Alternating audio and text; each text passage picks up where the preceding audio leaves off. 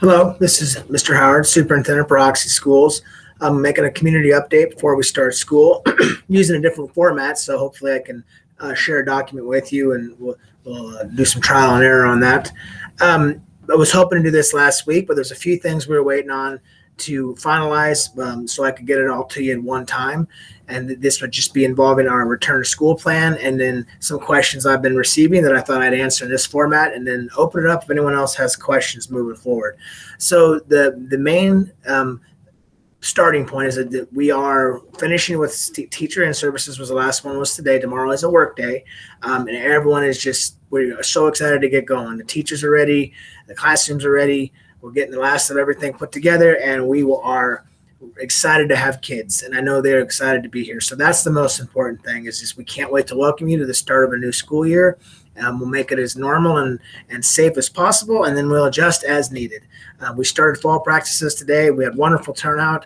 The kids did excellent, and it's just nice to be back into a normal schedule. So we were going to maintain that as much as we can, and that's kind of what we'll talk about with some of our returning to school plan questions. So one of the questions I received was the difference between in our plan we had what's called a close contact versus quarantining. The major difference is a quarantine will be something that is issued by the county health after a positive test at the hospital. The school will not quarantine. But what the language is when it says close contact would be if you were believed to be in a situation where you might have been around someone you're uncomfortable with or something came up and you'd heard that maybe there was an incident, and it's completely up to your judgment on whether you thought it was a close contact. So it's more of a precautionary. Our entire document is more precautionary and just common sense and do the best you think you can, and then if there's a change, we'll adjust. And that would be a quarantine. If someone actually has an active case, the county will quarantine them, the county health department, and then they'll be the ones that will decide on contact tracing and where that will go. So that was one of the main questions on how that would work. If you are quarantined, that the county health will contact you and we'll just be working with them throughout the year. Another question was on testing, and the hospital has told us that they would, on that form we sent out, do not call the hospital. That form is just so you're able to check your screening. You do not need to call. If you have any questions about your health or ability, call the school.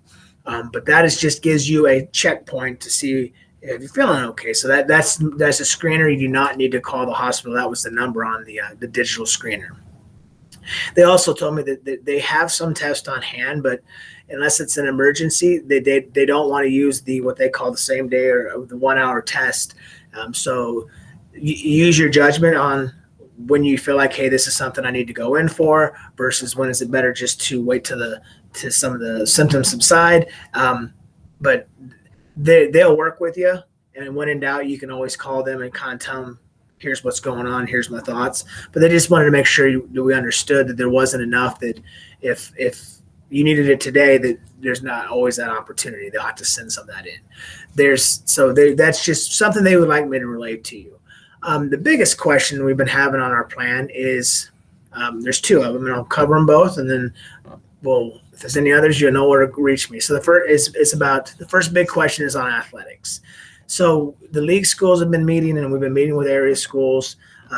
Mr. Barr, Ms. Miranda, been doing a great job in the athletic department, just getting an idea of what that's going to look like. So in a nutshell, we are just going to have to communicate before every event what that school's expectation is. So if we are traveling to a school and in their letter to us, they say, hey, we mandate that everyone wears a mask. I don't know how they'll enforce it. That's completely up to the school.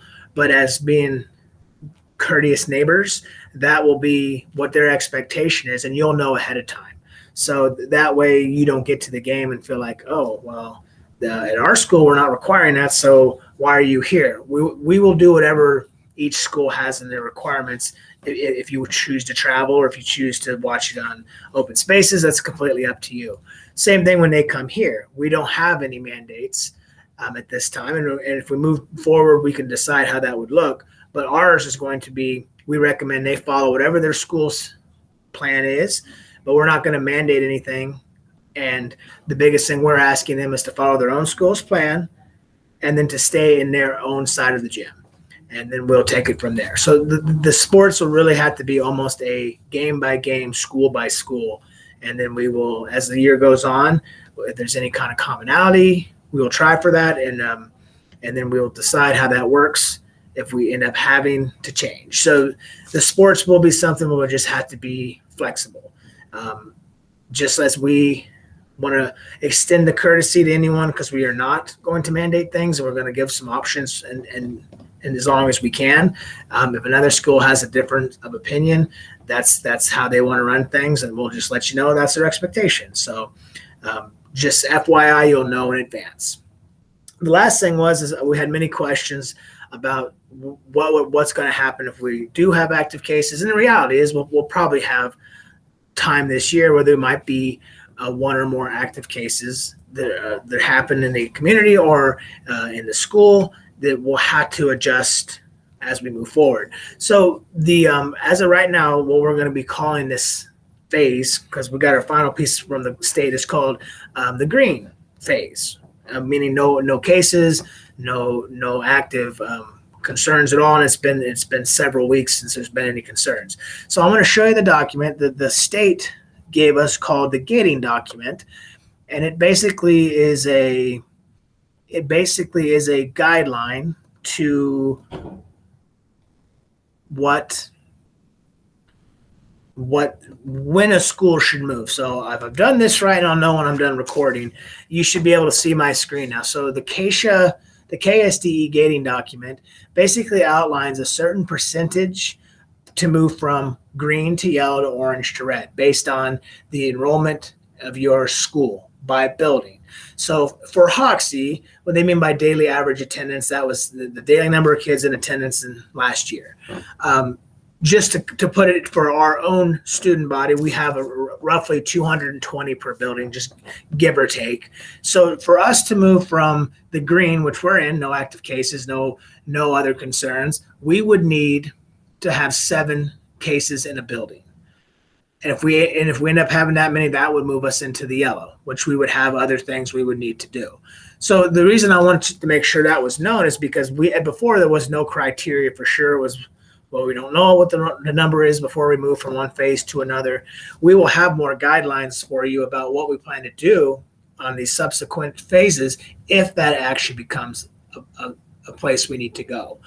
There's other gating criteria, but they are community and hospital based. So those will just have to be things that we share with, that we work with the community on. So number of positive cases over 2 weeks. So it's all outlined, and we have hard numbers to let us know exactly when we feel we need to move.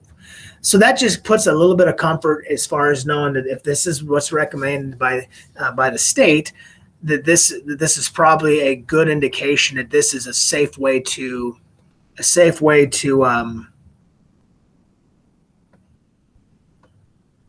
this would be a safe way to move forward with our plan. So again, that gating would be something where we would move. Right now we're in green, and then if we get more than 7 cases in any building, that building will move to the yellow, and then there's 14.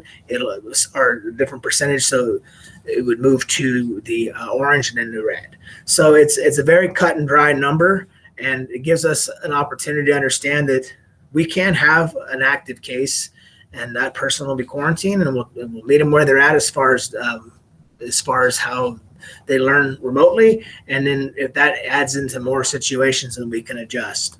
But we will stay in green until we hit that number, and that'll be the number we use moving forward to decide how we move into different more restrictive plans if need be. So that way we are able to stay as open and normal, for lack of any better way to say it, as normal as we can, and then we'll adjust. And these are the numbers that the state says here's a good threshold, and the board and agrees this is the way to go. So this is how we're going to have the plan. We will add that to part of our conversation, and then we'll be looking at what a yellow, orange, and red might look like once the year gets started. So that's really the main questions that were asked. Other than that, a lot of excitement. We can't wait to get to kids, and we are very comfortable with how things have gone. We've been doing a lot of summer events, and the strategies we're using for the summer will be we'll be using the same strategy, but even more intentionally through the school year. And we've been able to stay very healthy. So I really think as long as we keep that going and you keep a good eye on your kid and say, hey, if you're not feeling well, let's just stay home for today. And we will be able to have a very nice, normal start to the year and get through this to where it's behind us, and we'll do it together. So I can't say enough about how much the flexibility and the support of the community means to the staff, how much the staff are looking forward to having the kids. 5 months is a long time for people whose heart is for your kids. That is a long time to not have kids. So we are over the moon excited to get these guys and gals in our classrooms and in our hallways, and keeping them safe, keeping it a positive experience, and then adjusting when we need to. So again, thank you for everything you've done throughout this process. I feel like we have become a good model for the right way to do things, and we'll be able to work together and have a great school year. So thank you again. And I'm rambling because I don't know how to turn this off on this format. So we will see you on Wednesday, first day of school.